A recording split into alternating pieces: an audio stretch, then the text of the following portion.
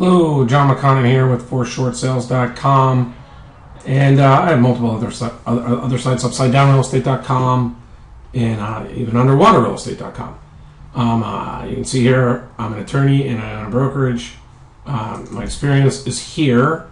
We have sold a lot of short sales. We also advise a lot of clients on their options, and Carr selected me to teach those options to realtors and also discuss negotiating short sales. There was 2 separate lectures at a Realtor Expo in Anaheim.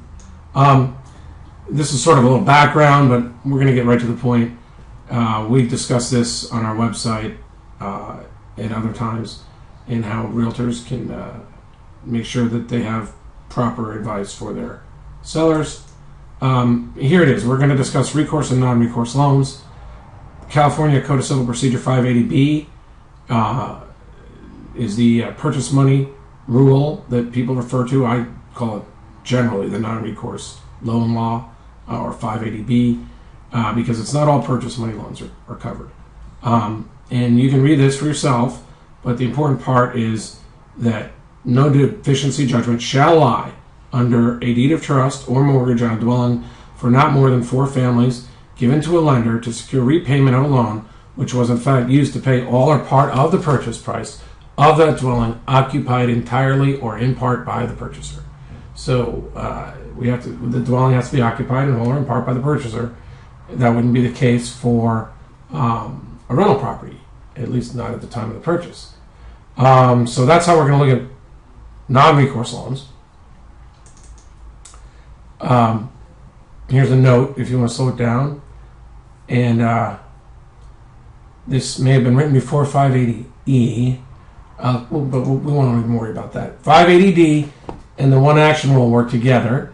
And this basically, if you put these together, it says that after a foreclosure sale, the lender who foreclosed is stopped from going after the borrower for the remaining loan balance. Now, there's exceptions if you wrote it up well and there's a guarantor on the loan, but generally 580D stands for the fact that, or the one action rule, that when that lender forecloses, it cannot pursue the deficiency judgment or the remaining loan balance. Now, interesting, you got to watch out for seconds, because seconds are not covered by 580D automatically.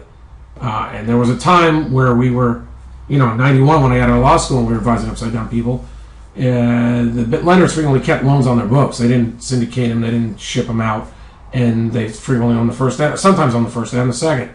And when they owned the first and the second, what we called was the doctrine of merger. If the first foreclosed, the rights of the second got merged into the rights of the first, so the lender couldn't go after the people for the remaining loan balance.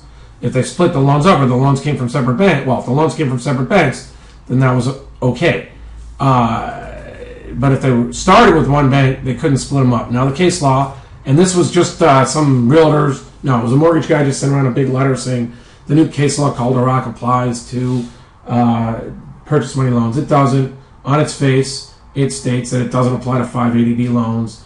And really all it did was say that if in this case, if at one point there was a unity of interest in the loans, and then they split them out before the foreclosure, that's okay. And that case Ninth Circuit had a similar case. Those cases may apply, they may not. They would probably apply if you're in Southern California, but eventually this will probably all get sorted out by the California Supreme Court. So anyway, 580B, the purchase money loans on dwelling occupied by the borrower. 580D works usually, it's a senior loan is foreclosing. If it forecloses in a non-judicial manner, it can't pursue the deficiency judgment. So what's that mean after with respect to taxes? Well, non-recourse loans. Well, I'm going to continue this on a second video. It's already 4.5 minutes, and I only get 5.